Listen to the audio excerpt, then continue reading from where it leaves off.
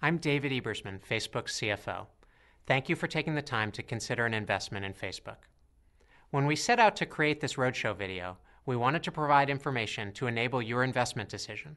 And we wanted to do so in a manner that's consistent with Facebook and our focus on authentic, engaging communications. As you'll see, we used the video format a bit differently than others have done. We hope the format works and helps you to get to know Facebook better. Thanks very much for taking the time with us. Now let me turn things over to Mark.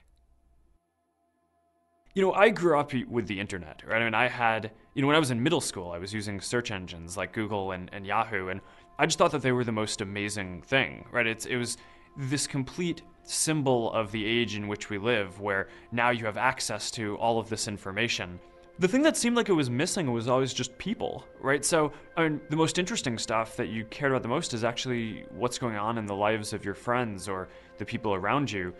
And there wasn't really any way for that to be on the web. People had to share that themselves. That wasn't out there just ready to be indexed. So even from very early on when we were just building this thing for one school, there was this concept of what it could turn into. We just weren't sure then that we would be the ones who did it. At the beginning of 2005, the only photo you could upload to Facebook was your profile picture. And we noticed people are changing their profile pictures a lot because they wanted to use their profile, which was at that time just a static directory entry, to tell a story about what was going on in their life. We thought, well, it would make sense if you could upload albums of photos. There were a number of other photo sharing sites that were huge, right? Had tens of millions of users and billions of photos. And we looked at that and we're like, okay, well, there's one thing that none of these do particularly well, which is, I want to see photos of a person, right? I want to be able to go to your profile and learn about you and see what's going on with you and see the photos that you're in, right? That's like the case that I think most people care about. And the one sort of like tweak on the traditional photo model was you could tag who is in the photo. The fact that you could so easily share with people and see photos about people was just so much more important that Facebook photos quickly became the place where more photos are shared on the internet than everything else combined. And it's a really good example of this principle that we have of designing our products to be social from the ground up, and kind of our hacker value system of just kind of building something quickly with the minimum set of features that we need to go and learn from and kind of build from there. Facebook's mission is to make the world more open and connected.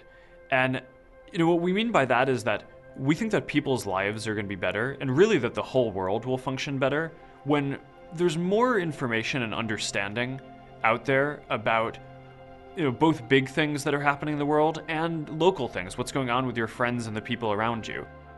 In the world, in theory, there exists this kind of map or graph of all the relationships between people. They're the real relationships that exist. The social graph is something that's always existed as long as there were two people on Earth that knew each other. And that social graph had two people and a connection. But one thing that there's never been is a map of everybody in the world and their relationships with each other. By giving each person the responsibility for their own story, their own point in that graph, together you have this amazing map of people. Now it's like there are real people on the end of the connection. And before Facebook, there was nothing like that where you could do that. Facebook helps you share what's important to you and see what's going on in the lives of the people that you care about. Two of the most critical tools for doing that are Timeline and Newsfeed. Timeline is really the story of your life on a single page. And because it's tied to you and your friends and real dates, I think it ends up being a very clear picture of the important things that happened in a person's life. Your life is an amazing story that a lot of people would be interested in if you told it. Whether it's your kid's first birthday, a restaurant you love, an album that you liked, an article that was interesting to you, you live through your communication of those things to the people you care about. Come on, baby.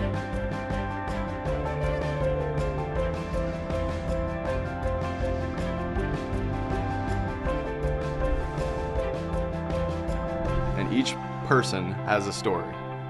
everybody in the world. I can type in Barack Obama, there's his. I can type in, my coworker, there's hers.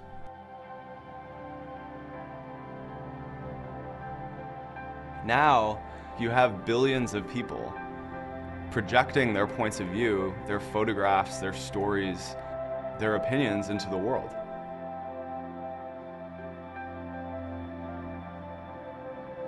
And the corresponding thing to think about is that the amount of publishers in the world and the amount of published information in the world is growing at this exponentially increasing rate.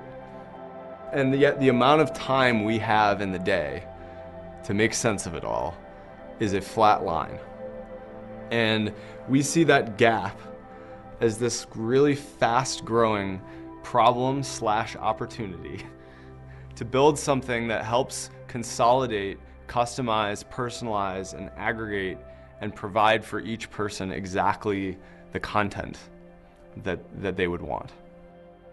Our tool for doing that is Newsfeed, which is the personal newspaper published by the people that you care about. It's always up to date, and it's in your pocket wherever you go. The stories are ranked in terms of what's going to be the most important, and we design a lot of algorithms to pick out trends that are happening in your network so we can produce interesting content for you. And as people share more and more stuff, that stuff is just going to become more valuable. We're now changing within a generation the fabric of how humanity communicates with itself. There are over 125 billion friendships on Facebook. There are over 300 million photos uploaded every single day. There's 2 billion likes a day, and comments are left over 1 billion times a day. Over 900 million people use Facebook on a monthly basis. Over 500 million use it on a daily basis. The mobile phone is becoming more and more and more a huge part of our daily lives, which we think means that Facebook will just become more and more a part of our daily lives. We have almost 500 million mobile users, and Facebook is the #1 most downloaded application on every major platform in the United States. And we think that's really natural because the things you do on a phone are extremely personal and social, and they're exactly the kinds of things that Facebook is amazing at helping you do.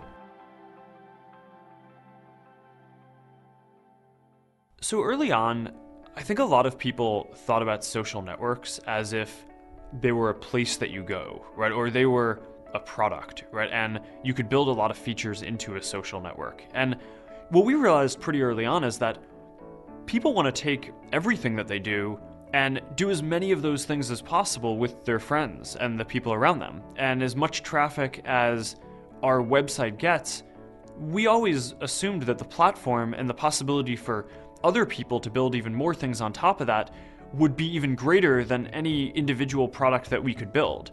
So therefore, the right strategy for us wasn't to try to build all of these different products and features ourselves. It was to only build the most important ones and focus on this core so that way other apps and other companies could plug into that and build these other experiences. So platform just refers to a platform for software development, which lets anybody who writes software interact with Facebook in a way that makes an experience that they're building social. The simplest example of this is the New York Times. The New York Times puts a line of code into their website, and when you show up there, there's a recommend button on the article. And on the right, there's a list of what your friends have liked there, what articles they enjoyed and what they recommended. So when we talk about Facebook as a platform, what we really mean is that it's this fabric that can make any product experience social, right? So you go to your music player and you can sign in with your Facebook account, and then all of a sudden it just lights up and all your friends are there and you can see what they're listening to and you can interact with them, and it's kind of all connected. And the thing that made that possible was that there's just that little blue button and you could sign in with Facebook, and then just kind of it comes to life.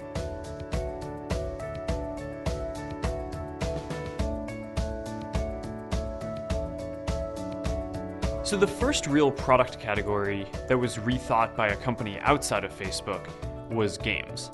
The set of startups ended up building these games that ended up being used by collectively hundreds of millions of people. I think one of the things that they did that was so important and interesting is they considered my interactions with other people a fundamental unit of the gameplay. What's amazing is just the velocity at how quickly we got to 100 million people playing a game that had been launched less than a year before. That's structural disruption. We've really reached this inflection point recently where now most companies that are getting started can rely on Facebook and know that the vast majority of their users are going to be on Facebook and have their connections there already. And that enables this huge amount of innovation to be unlocked. So the Open Graph is just the next evolution of platform. It allows people to share actions they take in other apps back to their timeline seamlessly. And those actions end up in their friend's newsfeed, which accelerates the process of new apps getting built and getting up to scale. The Open Graph can help transform any industry that is driven by word-of-mouth recommendations and where your opinion of what you should buy or what you should see or what you should do are informed by the people that you care about.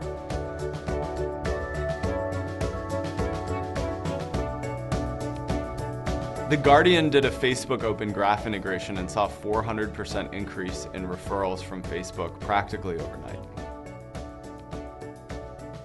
It's incredible. I mean, publishers want distribution and eyeballs. People who are coming to Facebook want interesting things to see from their friends. If we can create the connective tissue that helps drive traffic to all these different publishing platforms and can bring to Facebook a more interesting and coherent experience of what's going on in the world, that is just a win-win for everyone. Charitable giving, travel, healthcare, education, shopping, sports, fitness, publishing, music, film, all of these things can be changed. And if the internet can provide experiences in each of these categories where we're interacting with each other when making decisions in a really, really seamless way, we think that the opportunity is immense. When I was in college, I wasn't actually starting Facebook to be a business back then.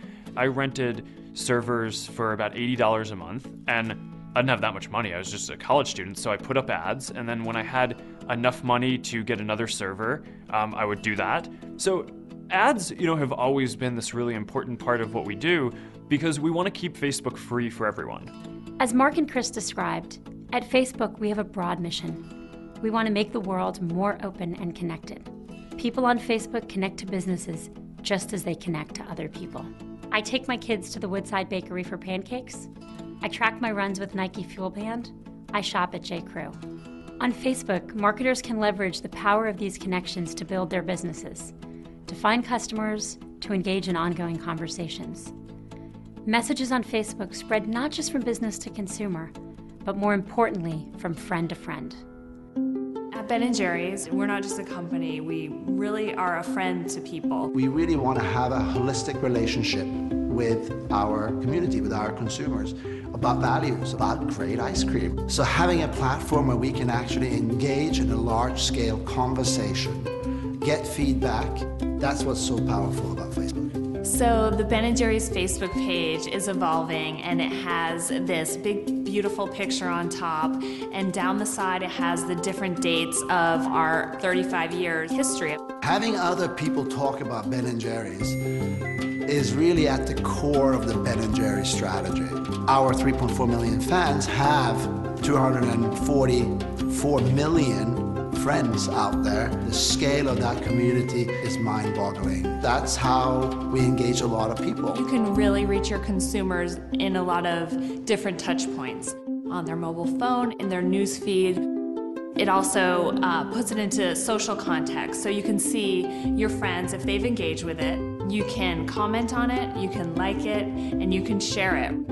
It's something that we would never be able to do if it wasn't for Facebook. We have been able to measure the impact of our Facebook page by putting it into a marketing mix analysis. For every $1 we spent on Facebook, it returned $3 in incremental sales. The global advertising market is huge. Almost $600 billion is spent every year. But only about 12% of that is spent online. Dollars have been shifting from offline to online, including mobile, but they're not shifting as quickly as people are shifting where they spend their time. We think this imbalance will be corrected partially because of the products we offer.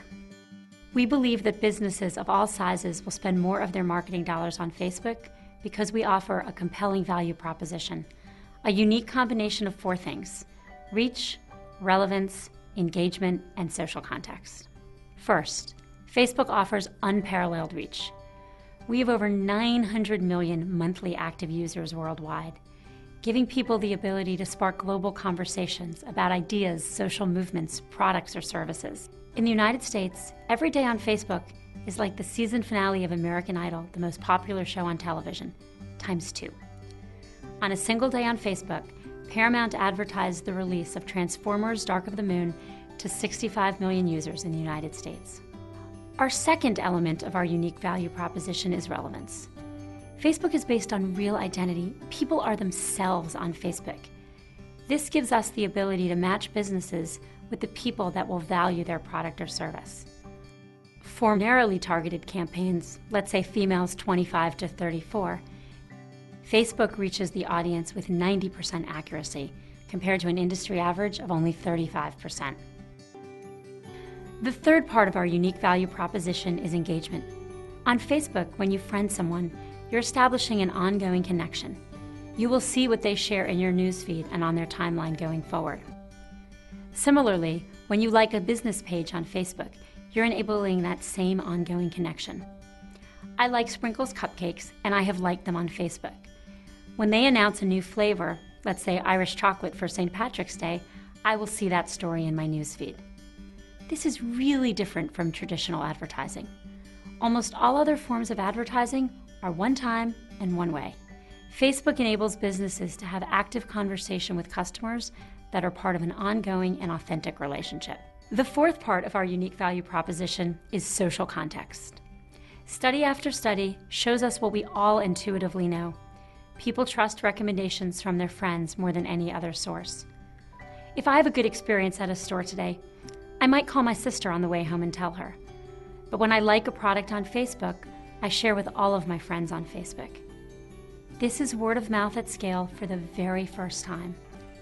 When someone has engaged with a business on Facebook, that person's friends don't just see a generic message from that business, but they see a message with their friend's name and endorsement. When I engage with a Facebook post, I become the publisher and share my updates with my friends. This is what we call social context. Friends are part of the message. We partnered with Nielsen to measure the effectiveness of social context. With social context, recall of the message increased by 50% as compared to an update without social context. And that makes sense. We are all more likely to remember something from a friend. Because social context is so valuable, we've been working to make it easy and natural for marketers to harness word of mouth across Facebook. Sponsored stories enable businesses to increase the reach and distribution of stories about their brand. We just introduced sponsored stories into Newsfeed and on mobile devices earlier this year.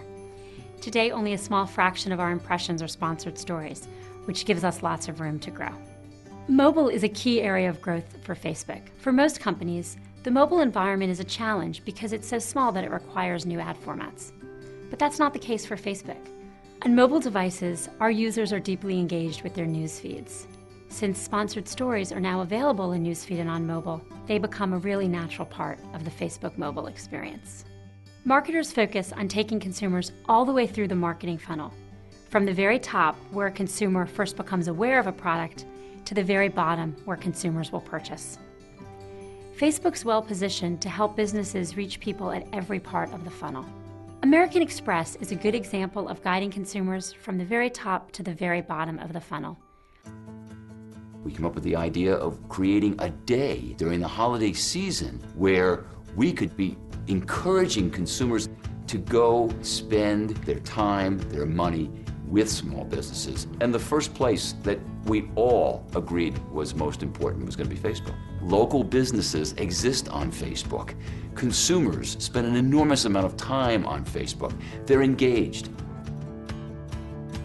Not only were we able to get a fan base of 1.5 million people on Facebook supporting and liking Small Business Saturday, but when you think about their friend base, You know, we're talking about over 100 million people being aware of Small Business Saturday. And we don't know any other way that we could have scaled that level of awareness and that level of engagement over a 2.5-week period. The small businesses involved in the effort saw a 28% increase in their business versus that same day a year before. For total retail, there was a 9% increase. So this was a 3-fold increase versus what total retail was able to see. Facebook continues to be the heart of our community. It is not a optional piece of the equation. It is an essential piece of the equation. The possibilities that we can imagine at this point are infinite. Today, all the global Ad Age 100 advertisers are Facebook clients. And this is important because on average, they spend about $1 billion a year each on marketing. Almost all of them spent with us every quarter of 2011. We also drive awareness and sales for small businesses around the world. 3.2 million small businesses have an actively managed local business page. One example is CM Photographics, a wedding photography business based in Minneapolis. When Chris Meyer started this business, he used Facebook ads to reach users with inferred intent for his service. He showed his ads to women aged 24 to 30 living in the Minneapolis area who said they were engaged on Facebook. Over 45% of the Facebook users who clicked on his ads became qualified leads. In 2011, Chris spent $1,500 on Facebook ads and generated $70,000 in revenue. Our advertising revenue has grown from $272 million in 2008 to $3.2 billion last year. We've made significant progress, but we've only just begun. Our long-term opportunity is to be the place more than 70 million businesses in the world, both large and small, build relationships with their customers that are authentic, that are ongoing, and are personal. Now that you've heard from Mark and Chris about our product strategy, and from Cheryl about our advertising market, I want to share with you an overview of our financial performance and operating metrics, and why we believe that Facebook can become an extremely valuable company over the next decade and beyond. Our mission is to connect the world, so our top priority has been increasing the number of people using Facebook. In 2010 and 2011, the population of people who are active monthly users of Facebook grew by well over 200 million each year. And in the first 3 months of 2012, we added over 50 million people to end March with over 900 million monthly users. In certain countries like Turkey and Chile, we estimate that greater than 85% of internet users are active with Facebook. We believe these penetration rates suggest that Facebook touches a part of the human experience that's pretty much universal, and we aspire to achieve similar penetration rates in every country.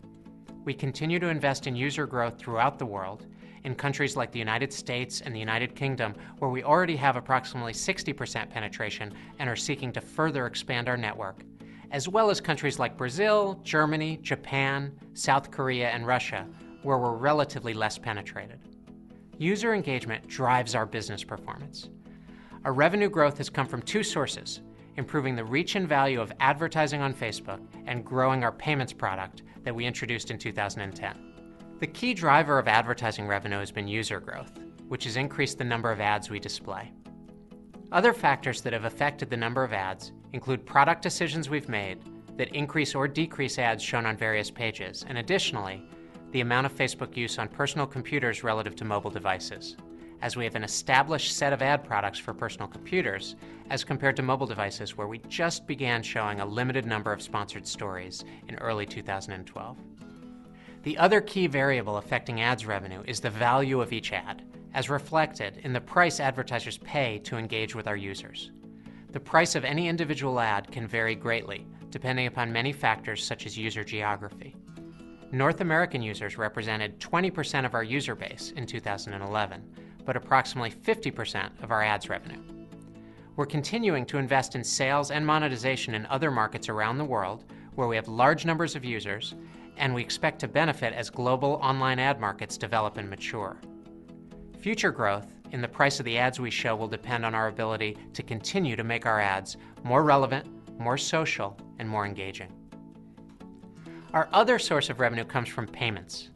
Our platform allows developers to build experiences such as games, music, or news that are social and personalized and integrated with a user's Facebook network. To support our platform ecosystem, we've built a secure payments infrastructure that enables users to purchase items from platform developers using any of more than 80 payment methods. In 2011, we processed $1.9 billion in payments volume, of which we paid out $1.4 billion to developers and recognized around $550 million in revenue for Facebook.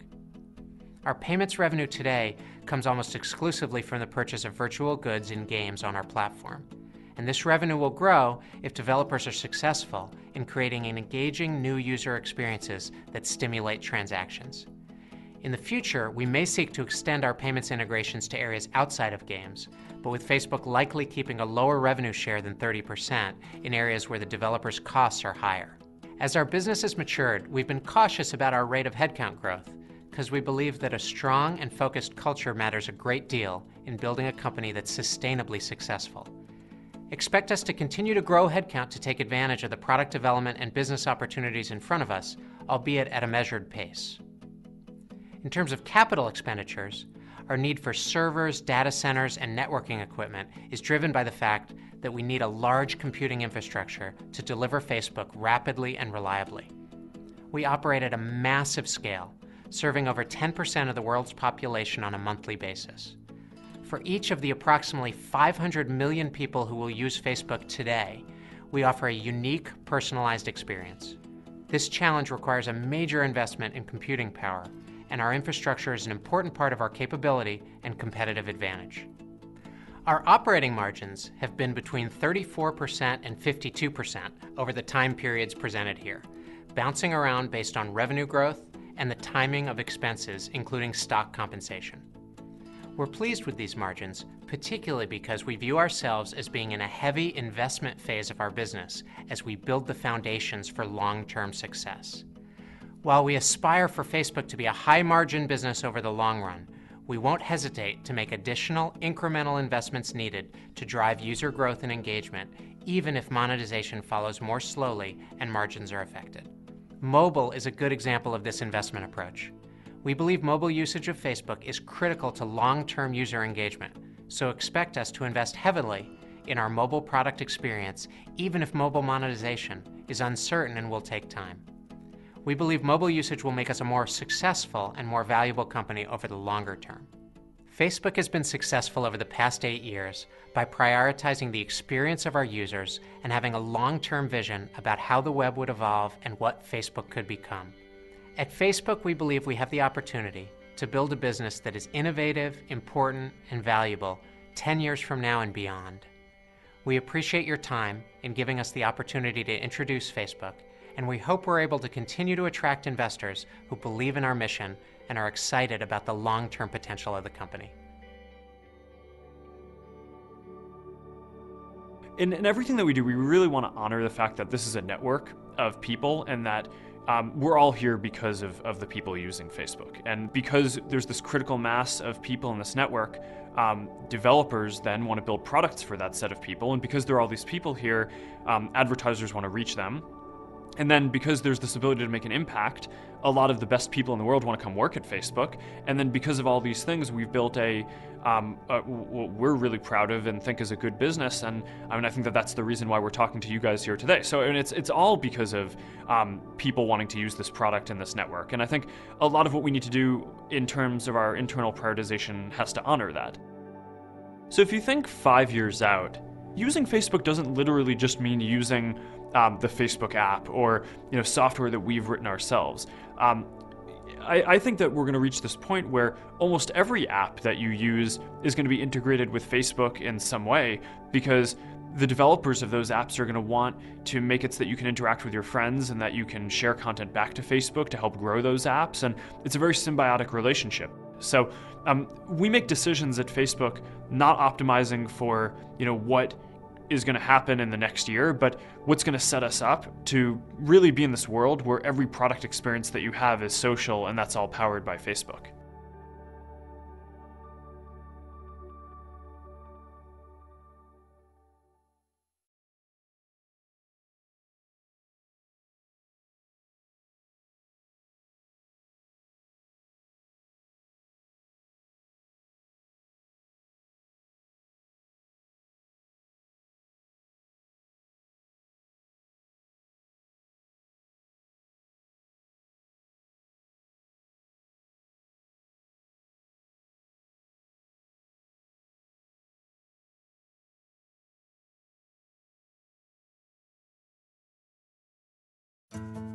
Diageo is the world's largest drinks company with a great portfolio of brands, from beers to wines to spirits. In a world of limited marketing dollars, we always need to find the place where we're going to get the most bang for our buck. Facebook's got a great partnership with Nielsen. So for us, it was the first opportunity to start to connect the dots between what people are doing on Facebook and what happens out in the real world. What we did in this case is we ran an advertising test on 5 of our brands. When we looked at the group of panelists who were exposed to the ads versus those who weren't exposed to the ads, we saw a 20% difference in sales. It's great to see results like this in a nice controlled testing environment. But the exciting thing for us is where we go next. I mean, this is just the first step. We're going to keep partnering with Facebook. We want to keep learning and trying new things. It's an exciting time to be a marketer these days. I often feel that Facebook is right at the heart of pulling all